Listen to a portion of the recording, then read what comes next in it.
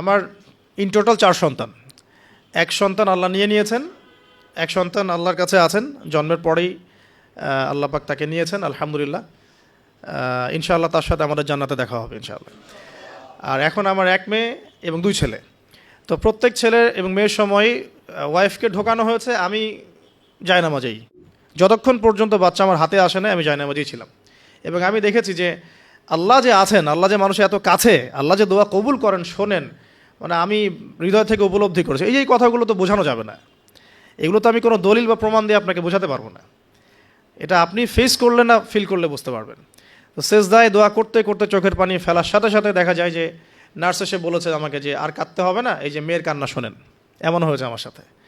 কারণ মানে স্ত্রীর যে প্রসব বেদনা, এটা দেখে কিন্তু স্বামী আসলে ঠিক থাকতে পারে না, তাদের প্রচণ্ড কষ্ট হয়। এবং এই কষ্টটা এই কারণেই হয়তো নবী সাল্লাল্লাহু আলাইহি ওয়াসাল্লাম বলেছেন, তোমার সবচেয়ে সেরা অধিকার পাওয়ার, মানে ভালো ব্যবহার পাওয়ার অধিকার রাখে তোমার মা, এরপর তোমার মা, তারপরেও তোমার মা, এরপর তোমার বাবা।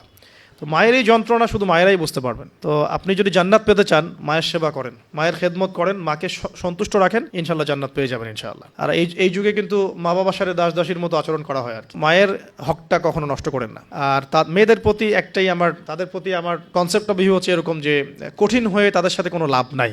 আসলে আদতে আলটিমেটলি কঠিন হয়ে কোনো লাভ নাই। 2-1 দিন হয়তো ঝগড়াঝাটি হতে পারে, মনোমালিন্য হতে পারে, কিন্তু কঠিন হয়ে তাদেরকে লাইনে আনা খুব একটা যায় না। নরম হয়ে বুঝিয়ে সুজিয়েই, ভালো ব্যবহার, ভালোবাসা, মহব্বত দিয়েই সম্ভব ওদের মন জয় করা, আদারওয়াইজ সম্ভব না। তো খেয়াল রাখবেন এই বিষয়গুলো।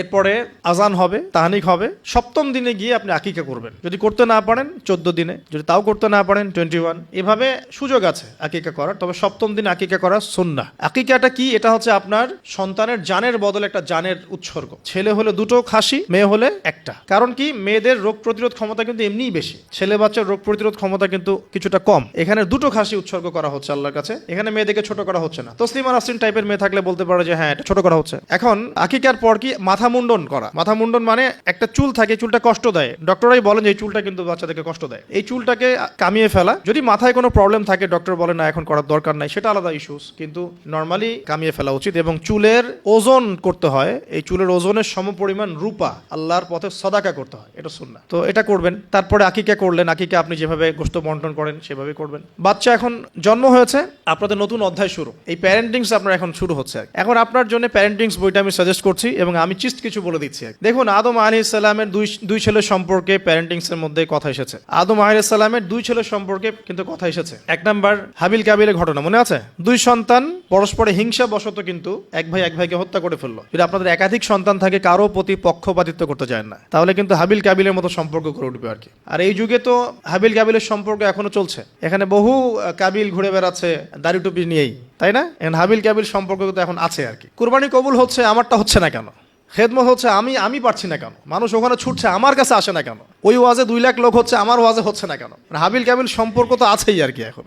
তো কাবিল কি করবে? হাবিলকে এলিমিনেট করার চেষ্টা করবে, হাবিলকে দুনিয়া থেকে সরাতে হবে, তাহলে সে সফল, তার ধারণা এমন। অথচ এই কাজের ফলে কি হয়েছে? তার আমল নামে সমস্ত খুনের গোনা কিন্তু যাচ্ছে একটা একটা করে।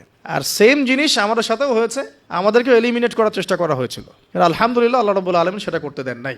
আল্লাহ পাক সবসময় সত্যের সাথে থাকেন, অনেস্টির সাথে থাকেন। আল্লাহ পাক সবসময় নূর এবং মারিফতওয়ালা মানুষের সাথেই থাকেন। আল্লাহ পাক কখনোই ইবলিস এবং কাবিলের সাথে থাকেন না। আল্লাহ পাক বোঝার তৌফিক দেখ। সামনে যান। নূহ আলাইহিস সালামের জীবনেও কিন্তু প্যারেন্টিংস আছে। দেখেন, এক সন্তান ইসলাম কবুল করছে না। তো এমন হতে পারে যে দীর্ঘদিন আমার একাধিক সন্তান, আমি আমার সর্বোচ্চ পরিশ্রম করছি সন্তানের পিছনে, তাদের ভরণ পোষণ, খাওয়া দাওয়া, এডুকেশন সবকিছু, তারপরেও জীবনের এক পর্যায়ে গিয়ে একজন বিভ্রান্ত হয়ে গেছে। এটা হতে পারে, এটারও সুযোগ আছে।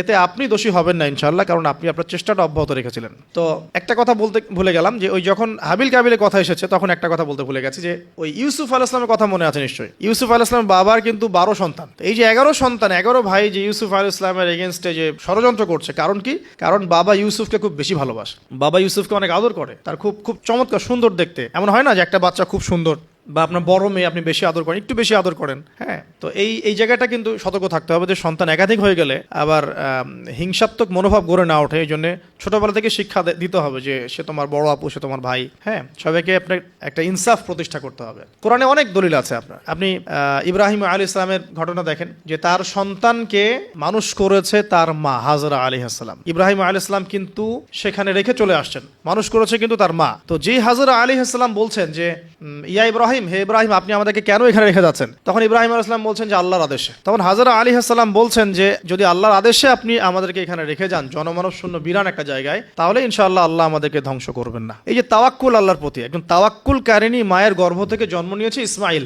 আলাইহিস সালাম। ওই সন্তানকে যখন ইব্রাহিম আলাইহিস সালাম আরো কয়েক বছর পরে এসে বলছেন ইন্নী আরা ফিল মানামি আন্নী আযবাহুকা, আমি স্বপ্নে দেখেছি তোমাকে জবাই করছি, ফানজুর মাযা তারা, তোমার রায় কি আমাকে বলো। ওই সবর কারিনী মায়ের গর্ভ থেকে জন্ম নেয়া, তাওয়াক্কুল কারিনী মায়ের গর্ভ থেকে জন্ম নেয়া সন্তান এবার বলছে ইয়া আবাতি, হে আমার বাবা, ইফআল মা তুমার, আপনি তাই করুন যা আপনাকে আদেশ করা হয়েছে। সাতাজিদুনি ইনশাআল্লাহু মিনাস সাবিরিন, আমাকে ইনশাআল্লাহ আপনি সবরকারী পাবেন। তো এখানে মায়ের রোলটা দেখেন, মা যেমন হবে সন্তান তেমন হতেই পারে। মা যেমন হয় সন্তান কিন্তু তেমনই হয়, স্বাভাবিক এটা। মা যদি সন্তানকে হৃদ্যতা ভালোবাসা দিয়ে বড় করে, সন্তান দেখবেন বড় হয়ে সবাইকে ভালোবাসে। মা যদি সন্তানকে কনফিডেন্স দেয় যে বাবা তুমি পারবে, জীবন অনেক কিছু করতে পারবে, তোমার মধ্যে এই প্রতিভা আছে, ইনশাআল্লাহ তুমি পারবে, সন্তান বুস্ট আপ পিছন থেকে পারবে ইনশাআল্লাহ। মা যদি সন্তানকে ত্যাগ করে, দুধ পান না করায়, ফ্যামিলিস্টদের মতো দুধ পান না করিয়ে এই যে আপনার বেবি সিটারদের কাছে মানুষ করায় আর কি, হ্যাঁ, ডে কেয়ার সেন্টারে মানুষ করায়, দেখবেন সন্তান ছোটবেলা থেকে একটা হতাশা, হীনমন্যতা, নিঃসঙ্গতায় ভোগে। আর এখন এলিট সোসাইটির মধ্যে এই সমস্যাটা আছে না, নিঃসঙ্গতায় ভোগে তারা। কিন্তু মা যদি সন্তানকে দেখা যায় খুব শাসন করে, বেশি প্রহার করে, সন্তান কঠোর হয়ে যাবে, মনটা কিন্তু শক্ত হয়ে যাবে। তো পিতা মাতার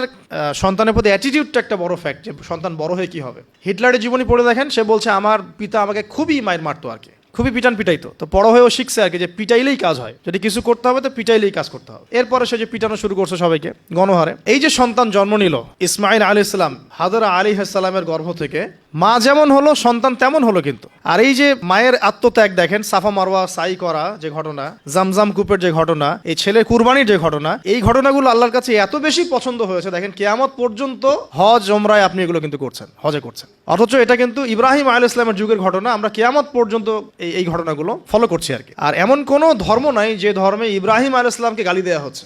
জিউসরা ইব্রাহিম আলাইহিস সালামকে সম্মান করে, জানেন, খ্রিস্টান যারা তারা ইব্রাহিম আলাইহিস সালামকে সম্মান করে, তারা কিন্তু এই পরিবারটাকে সবাই সম্মান করছে আর কি। তো এখানে একটা প্যারেন্টিং আপনার নসিহত আছে। পাশাপাশি আপনি সামনে যাবেন, লোকমান আলাইহিস সালামের ঘটনা পাবেন। এটা সূরা লোকমানের এখানে দেয়া আছে, ওয়ালাকাদ আতাইনা লোকমানের হিকমা আন ইশকুরু লিল্লাহ, এখান থেকে নিয়ে শুরু করে একদম আমি আয়াত নাম্বারটা বলে দেই। আয়াত নাম্বার 12 থেকে নিয়ে আপনার এই যে 19-20 পর্যন্ত এই পুরো আয়াতগুলোর মধ্যে লোকমান আলাইহিস সালামের অনেকগুলো নসিহত আছে। সন্তানকে কাছে বসিয়ে তিনি বলছেন, হে আমার সন্তান, আল্লাহর সাথে কাউকে শরীক করো না, লা তুশরিক বিল্লাহ ইন্নাশ শিরকা লাযুলমুন আযীম। শেখাচ্ছেন ওয়াসাইনাল ইনসানা বিওয়ালিদাইহি হুসনা, মানুষের সাথে ভালো আচরণ করো, তোমার পিতামাতার সাথে ভালো আচরণ করো। তোমার পিতামাতা যদি তোমাকে শিরক করতে বলে তখন তাদের ফালা তুতিউহুমা, তাদের আনুগত্য করো না। আল্লাহ তিনি আরো শিখাচ্ছেন যে ছোট্ট কোনো বিষয় তুমি আল্লাহ থেকে লুকাতে পারবে না, আল্লাহ সব সামনে নিয়ে আসবেন। ইয়া বুনাইয়া আকিমিস সালাহ, সালাত কায়েম করো, ওয়া'মুর বিল মা'রুফ, সৎ কাজে আদেশ করো, ওয়ানহা আনিল মুনকার, অসৎ কাজে নিষেধ করো, ওয়াসবির আলা মা আসাবাক, তোমার উপরে যে বাধা বিপত্তিগুলো আসবে সেগুলোতে সবর করো। উচ্চ স্বরে চিৎকার চেঁচামেচি করো না, কারণ গাধার স্বর উচ্চ স্বর হয়, চেঁচামেচি করে। এরকম প্রায় এখানে 10টা থেকে 15টা নসিহত আপনি পাবেন। চিস্ট করে বলে দিলাম যে লুকমান আলাইহিস সালাম তার সন্তানকে যা শিক্ষা দিয়েছেন এটা প্যারেন্টিংসের জন্য যথেষ্ট। আর আপনি সন্তানকে শিক্ষা দিবেন শিরকের শিক্ষা, আপনি আল্লাহকে চিনতে শেখাবেন, রাসূলকে চিনতে শেখাবেন, কোরআনের সাথে সম্পর্ক করে দিবেন, হ্যাঁ, 5 ওয়াক্ত নামাজে অভ্যস্ত করবেন, পাবন্দি করবেন, ইসলামিক পরিবেশ বাসায় বজায় রাখবেন, তালিম হবে, ইসলামিক কালচার রাখবেন। যদি বাচ্চা বিনোদন পছন্দ করে ইসলামিক বিনোদন দিবেন, তাকে সময় দিবেন, তার সাথে কথা বলবেন, তার সাথে গল্প করবেন। তো এখন দেখেন কোরআনে এমন অনেক কিছুই আছে। লুকমান আলাইহিস সালামের কথাই বলেন, আপনি ইব্রাহিম আলাইহিস সালামের কথাই বলেন, আদম আলাইহিস সালাম, নূহ আলাইহিস সালাম থেকে শুরু করে প্রত্যেক নবী রাসূলের জীবনেই দেখবেন আপনি প্যারেন্টিংসের একটা খোরাক পাবেন। ইভেন আমাদের নবী মুহাম্মদ সাল্লাল্লাহু আলাইহি ওয়াসাল্লামের ক্ষেত্রে দেখেন। আচ্ছা, এখানে যাওয়ার আগে এখানে আসি যে এই যে ঈসা আলাইহিস সালামের মা মারিয়াম আলাইহিস সালাম, তিনি কি পবিত্র ছিলেন না? দেখেন আল্লাহ পাক এমন সন্তান দিয়েছেন, সন্তানও পবিত্র। ঈসা আলাইহিস সালাম কি আল্লাহর হুকুমে মৃতকে জীবিত করে ফেলছেন না? আল্লাহর হুকুমে মানুষের সেবা করছেন, চিকিৎসা করছেন, তাকে রূহুল কুদুস সহযোগিতা করছে না? এবং তিনি এমন একজন সত্তা যিনি আবার মসিহুদ দাজ্জালকে হত্যা করবেন। তাকে আল্লাহ পাক কত বড় একটা মাকাম দিয়েছেন। তার মা পবিত্র ছিলেন, পবিত্র মায়ের সন্তান। দেখেন নবী সাল্লাল্লাহু আলাইহি ওয়াসাল্লামের ক্ষেত্রে কি হয়েছে, তিনি মা এবং বাবার সঙ্গ খুব বেশি পাননি, কিন্তু তার আশপাশের মানুষ যারা ছিল আর কি, তার চাচা, তার দাদা, তারা সব সময় নবী সাল্লাল্লাহু আলাইহি ওয়াসাল্লামকে প্রচন্ড ভালোবাসতেন, প্রশংসা করতেন। কাবা ঘরে নিয়ে কোলে নিয়ে বসে বলতেন, আমার এই নাতি, আমার এই বংশধর ইনশাআল্লাহ একদিন নেতা হবে। তার দাদা বলতেন বারবার। দেখেন নবী সাল্লাল্লাহু আলাইহি ওয়াসাল্লাম ছোটবেলা থেকে এই শিক্ষাগুলো, এই ভালোবাসাগুলো পেয়েছেন। ছোটবেলায় তাকে বেদুইনদের কাছে রাখা হয়েছে, মরুতে দৌড়িয়েছেন, খেলেছেন, হাড়হাড্ডি শক্ত হওয়ার জন্য, ফিজিক্যালি স্ট্রং হওয়ার জন্য। ভাষা শিখিয়েছেন নবী সাল্লাল্লাহু আলাইহি ওয়াসাল্লামকে ছোটবেলায়, ওই দুধমা হালিমার ওখানে তিনি ভাষা শিখছেন, আরবি ভাষা, বিশুদ্ধ ভাষা। ছোটবেলা থেকে নবী সাল্লাল্লাহু আলাইহি ওয়াসাল্লামকে যারা ভালোবাসতেন, খেয়াল করে দেখেন নবী সাল্লাল্লাহু আলাইহি ওয়াসাল্লামও বড় হয়ে সবাইকে ভালোবাসেন। এতিমের পাশে দাঁড়ান, বিধবার পাশে দাঁড়ান, মিসকিনের খোঁজ নেন। আমি বোঝাতে যাচ্ছি যে সন্তান সেটাই শিখবে যেটা পিতামাতা তাকে ছোটবেলায় শিখাবে। আপনি যে এনভায়রনমেন্টটা দিবেন, সেই এনভায়রনমেন্টেই তার কৈশোর যৌবন করে উঠবে। সাহাবীদের জীবনী দেখেন, তাবিঈন জীবনী দেখেন, সলফে সালেহিনের জীবনী দেখেন, ইমাম বুখারী, ইমাম আবু হানিফা, শাফিঈ, আহমেদ বিন হাম্বল, ইমাম মালিক, তাদের জীবনীগুলো দেখেন। তাদের পিতামাতার বিশাল সাপোর্ট ছিল তাদের এই জায়গায় আসার পিছনে। ঠিক আছে, তাদেরকে কখনো চিন্তা করতে হয় না এই দুনিয়া নিয়ে। দুনিয়ার পুরো বিষয়গুলো পিতামাতাই সেট করে দিয়েছেন। তোমরা খালি দিনের জ্ঞান অর্জন করো, দিনের খেদমত করো, ফকিহ হও, মুহাদ্দিস হও, দিনকে এগিয়ে নাও। ওদেরকে টেনশন ফ্রি করে দেন, বাকি পরিশ্রম আমরা করবো ইনশাআল্লাহ, সমস্যা নেই। পরবর্তী প্রজন্মকে ইসলামের জন্য তৈরি করতে হলে আমাদেরকে পরিশ্রম করতে হবে এবং তাদেরকে একটা সিকিউর সাউন্ড মাইন্ড দিতে হবে যে তোমার কাজ এইগুলোই।